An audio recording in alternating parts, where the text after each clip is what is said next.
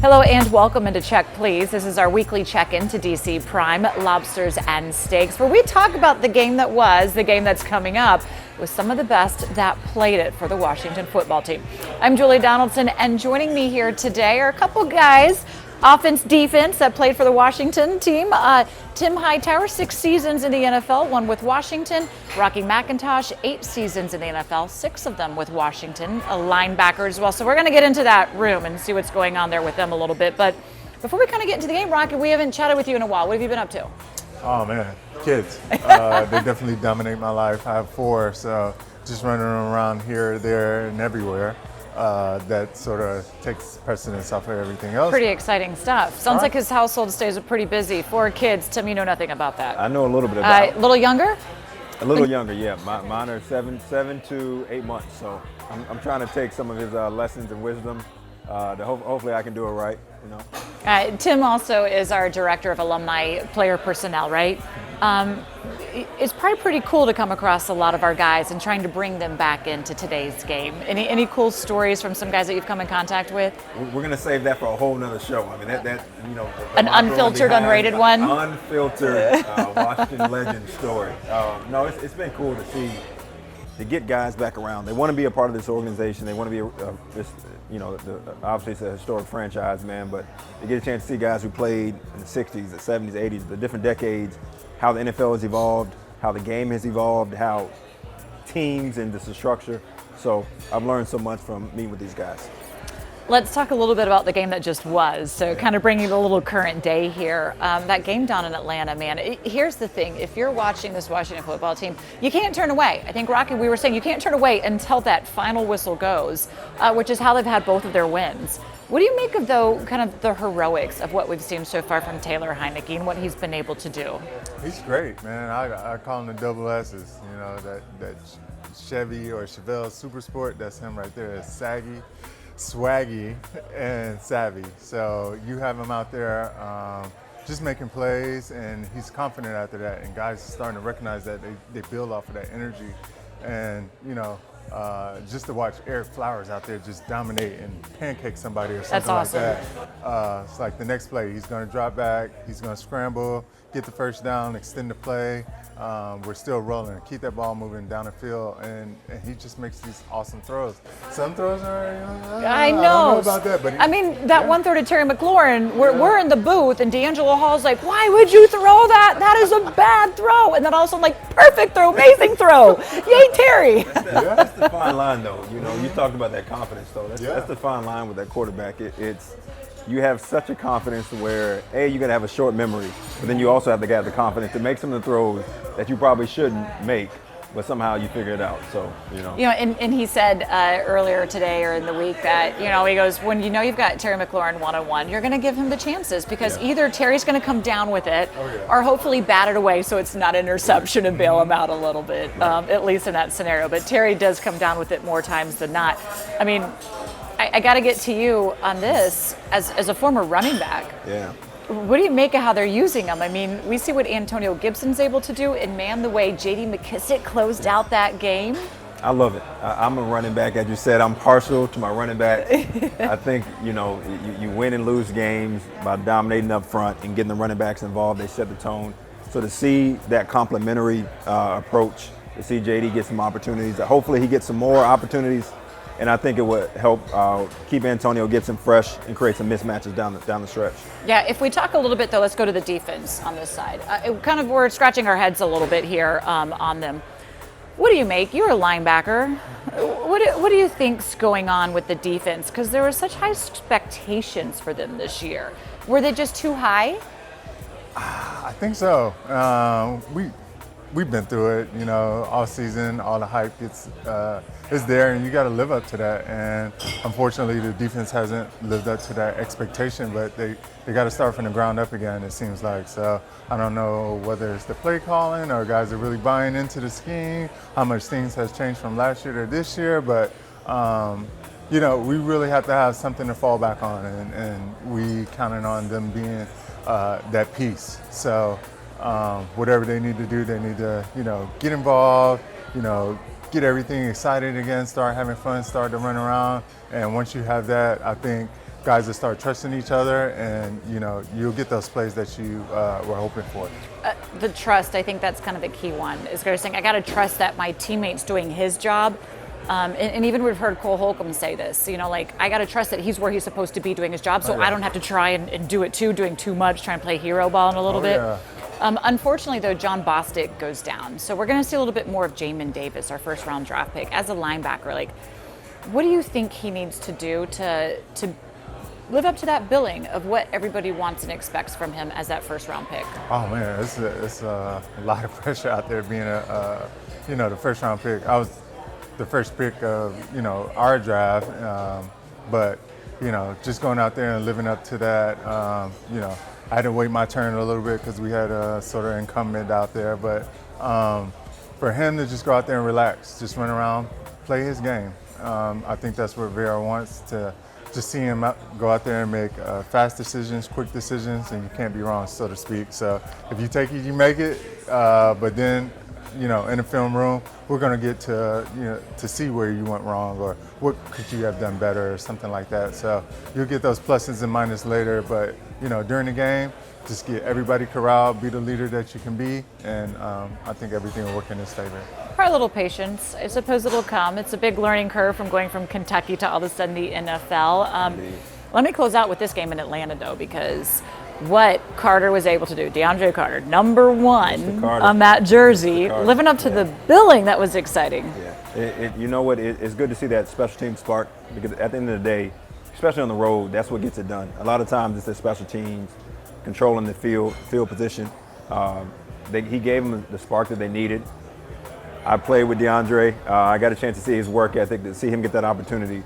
But it's what this team needs. Hopefully he can provide some of that spark on offense and be a guy who comes in on third down and create some speed and some mismatches down the field. So we needed it, and it was good to see him get that opportunity. And we're going to have that again coming up because we have the Saints game. We'll probably need some special teams play coming up in that as well. The defense will not be facing Drew Brees, which might be very fortunate for them, but Jameis Winston. So we're going to be talking about what this team needs to do to kind of keep the winning ways. It'll be back at FedEx Field. So we'll talk a little bit about the Saints coming up. Y'all good with that? We're good. Okay, so we have some appetizers here. We're going to continue diving into the food because we are at one of the best steakhouses that there is, DC Prime. This is Check Please. And again, when we come back, we're going to be talking about the Saints, what Washington needs to do to make sure that the W's will keep on coming. Keep it right here.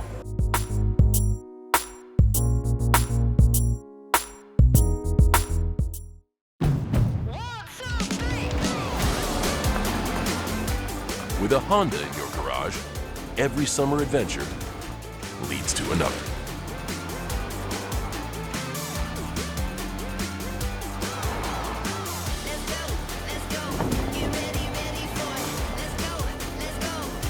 Kickstart your summer with a great deal on a Pilot, Accord, or HR-V only at the Honda Summer Sales Event. I need you to get me out of the country, out of here, away. All in exchange for a sip of coffee? Yeah, it's Black Rifle Coffee. Let's try some. Later, loser!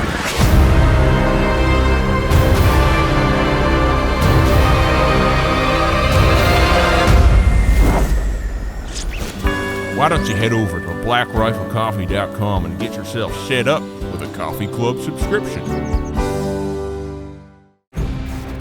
It's about grit. It's about guts. It's about winning. It's about where we come from and what we can be.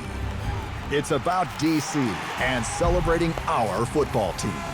With the Washington football team scratcher from the DC Lottery, you can win up to $50,000, as well as some exciting second chance opportunities. And you can continue your winning experience at DCILottery.com. This week on FanDuel Sportsbook, we're offering an exclusive odds boost to new customers. So you can turn I like those odds. into I love those odds. and Lil Dubs into Big Dubs. But it's only happening now. Make every moment more with FanDuel Sportsbook when you boost your odds right now. Whew, you big, man. New customers get exclusive 40-1 odds on any team to win their Week 1 matchup. Bet $5 to win $200.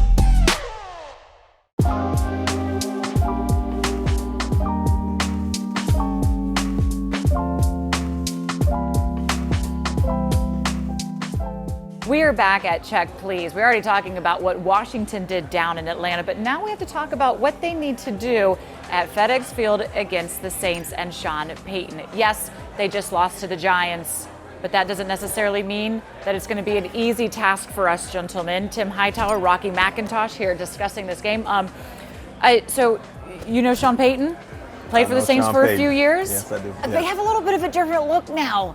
Gone is Drew Brees and Jameis Winston takes over, and it seems like they're going back. You were talking about how you talked to some of these old guys that played in the 70s, and they're playing ball like that, just ground and pound, not throwing it a lot. Why do you think that is? Well, they're not putting a lot on James's plate. I mean, he's athletic, he's talented. You don't want him doing too much. You want him, he's going to make plays with his feet, give him 1 to 2 reads, let him play fast, as we talked about earlier, let him play fast. He's a leader, he's got the abilities. You don't need to bog his mind down. You don't have Drew Brees, who was in the same office for 15 years, made every check, made every play call at the line of scrimmage practically. Keep it simple, rely on his athleticism, and let him lead the guys around him.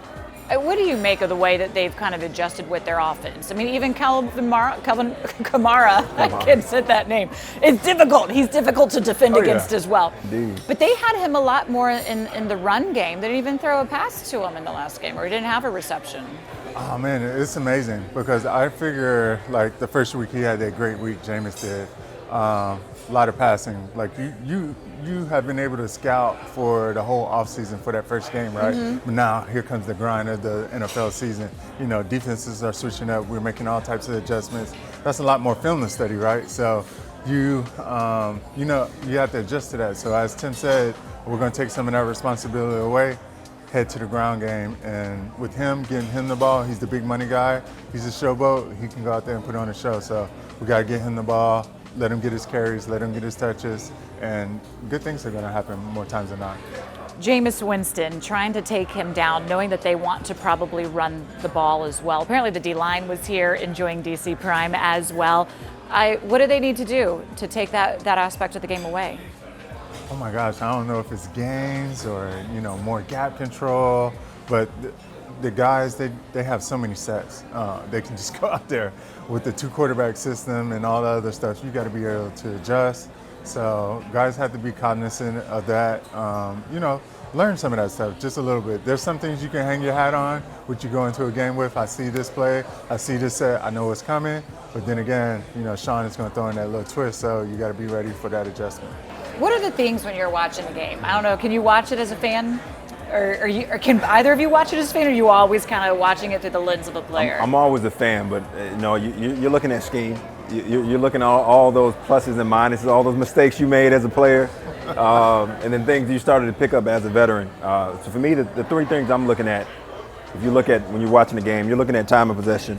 Who's controlling that line of scrimmage? You know it early on, and it's typically the team that's getting into a rhythm. Who's winning third down battle? And who's winning the turnover battle? Those are the 3 things that, as a player, you are always aware of, trying to make sure you're protecting the football, winning line of scrimmage, and being efficient on third down. So that's what I look at, and hopefully we got to win that this week to give us a chance to win. The offensive line for the Saints is a little bit banged up. If you were on that D-line and the linebacker for them, how do you exploit and take advantage? Oh man, we're in the D-line room, and more times than not, that position coach he's going to call your name. Like, you had the best matchup of this week. You need to dominate. You're going to make a difference. You're going to make a difference in this game, and we need you to step up, right? So, whether it's the right side or left side, those guys got to be licking their chops, ready, to get that multi-sack game that they've been looking for, and just go out there and go play. So. Have you been concerned about our D-line? Maybe a little bit, because I've seen some, I know the guys are passionate. I know they want to be out there and just make plays, and sometimes, some people just have your number, if you want to call it that, but I know they want to get out there, be aggressive, do their part, and try to make plays. It's just not falling in our favor right now. It'll click though, as they say. I mean, even Chase Young last year was getting criticized for not having sacks. He's like, they'll come. I'm not worried about that, and they did certainly enough as well. Their defense, though, it's not one to turn your nose up to. They're kind of stout. If you were on offense, what do you think the best way to kind of attack them is? Well, first of all, like I said earlier, we can't turn the ball over. I mean, they're holding the opponents to 17 points a game. So we can't. We got to stay on the field. In my opinion, we got to stay on the field.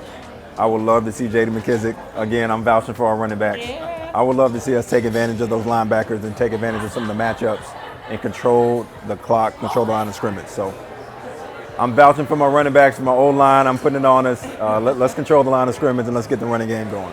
Brandon Sheriff won't be out there. Wes Schweitzer will, though. But he That's all started right. 13 games last week. They have full confidence that he'll be good out there. Look, another glass of wine for you. The food is going to be coming. We've been enjoying the appetizers. And we're sponsored by Fresh Fine Wine here. And part of that is it's owned by women. So I want to ask you, gentlemen, a question. And Rocky, I'll start with you.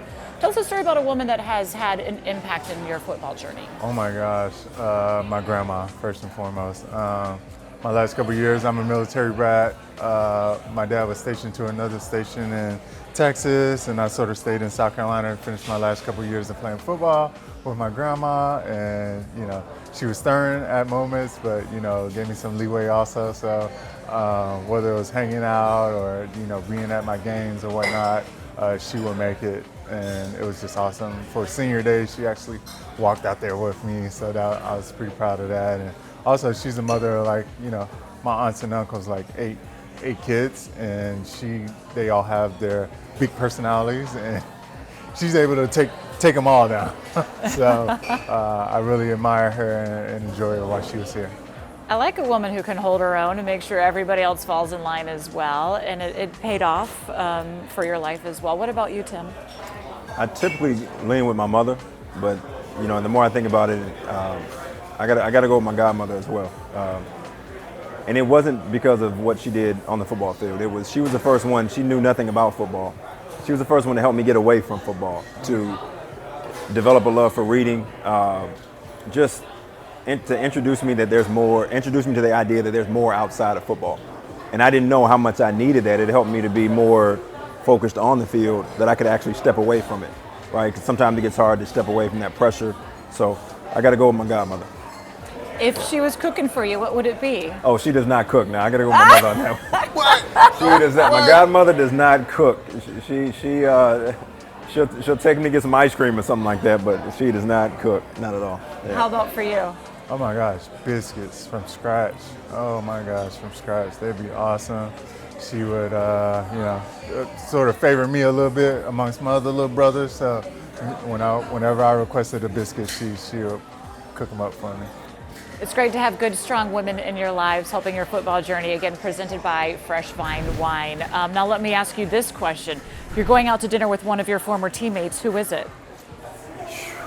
Man, it's got to be the Mark Ingram or Brandon Cooks. Yeah. Those guys have a good time. They have great taste, but they also have a good time, and that's what it's all about. It's about good food and it's about good company, and those two guys definitely provided that. Oh my gosh, when you speak of that, I'm thinking like the rookie meal, right? So I actually escaped mine a little bit. The rookie meal? So you had to pay for everybody? Oh yeah. What was that? I got a pass a little bit. I got a pass. I was able to buy breakfast like every away game or something like that. I was able to do that. I don't know how, but I was able to finagle that. But the D-line guys, they always have a great time. They eat good conversations. Just developing that bond with them, especially since they're in front of me, is paramount. So I like that. There you go. I love that. Make sure the guys in front of you are well taken care of and well fed. But I have a feeling they could eat a lot as well. They might break your pockets, unlike that rookie year. Okay, so we have much more to come here on Check Please. When we come back, we're going to talk about the NFC East. How does Washington stack up, and where do they feel the best and most toughest competition is going to be? Keep it right here on Check Please.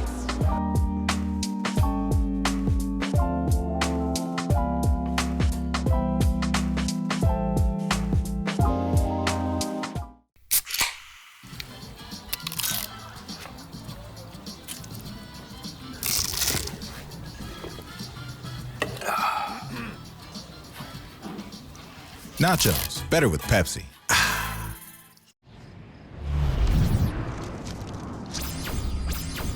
Hey man, we're back. We're back. Hey, you got any more of those fast plays? Tons. Check them out. cool.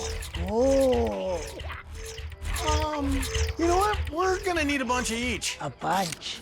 Hey, thanks, bud. Thanks, bud. Fast Play is fast fun for everyone. My peeps, look what I got! Hey, we'll play them on the ship. The Maryland Lottery has lots of Fast Play games, and some have a progressive jackpot. The modern world is a digital world. At home, at work, or on the go. We rely on data every day. Losing it can result in lost family photos, lost business, or even a lost job. Want to avoid these problems? You need cyber protection, where backup and cybersecurity meet. Only Acronis offers backup solutions that also stop ransomware before your files are damaged. It's easy, efficient, and secure cyber protection for all your data. Try Acronis free for 30 days. Go to acronis.com today for modern cyber protection. Veterans, you may have earned a variety of VA benefits.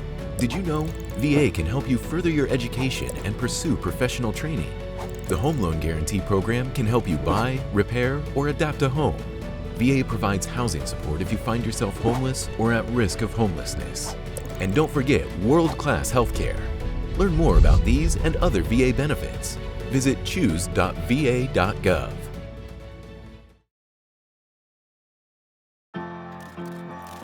My work has been viewed by 100 million people.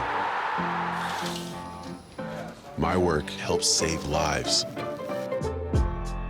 My work has gone platinum. My work gives people hope. I work at FedEx.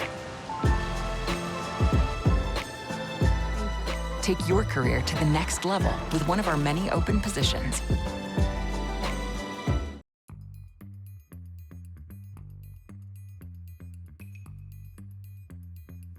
Welcome back into Check Please. We've talked a lot about the Washington football team itself, but what about where they fit in the division in the NFC East? Joining me is Tim Hightower, Rocky McIntosh. Okay, guys.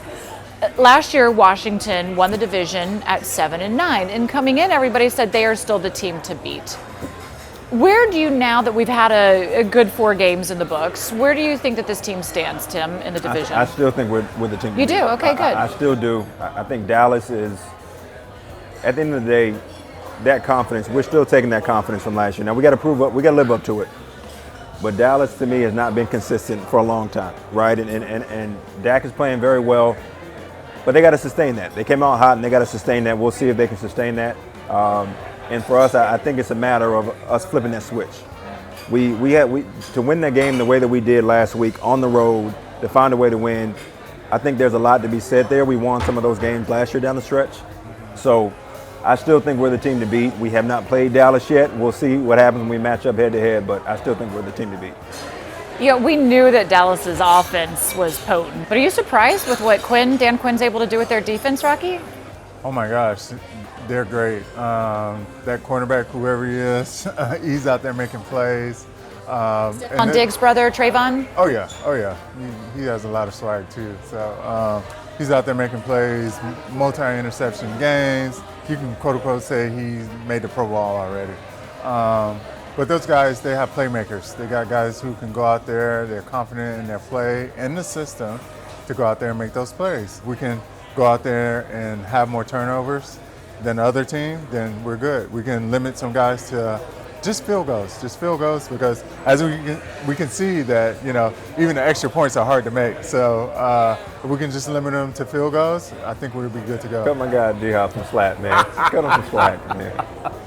Yeah, I mean, everybody loves Hopkins. Yeah. And Coach said, look, he just has to play better. Yeah, but you stick with it. You can't just go out there and get somebody who's going to be able to do that. And he said sometimes you just have to ride the waves with the guys. And he's going to ride the wave with Hopkins, hoping that soon he's back and connecting as we anticipate and expect and want from him. You sit back and kind of say, okay, have you been where the division games are all at the end of the year?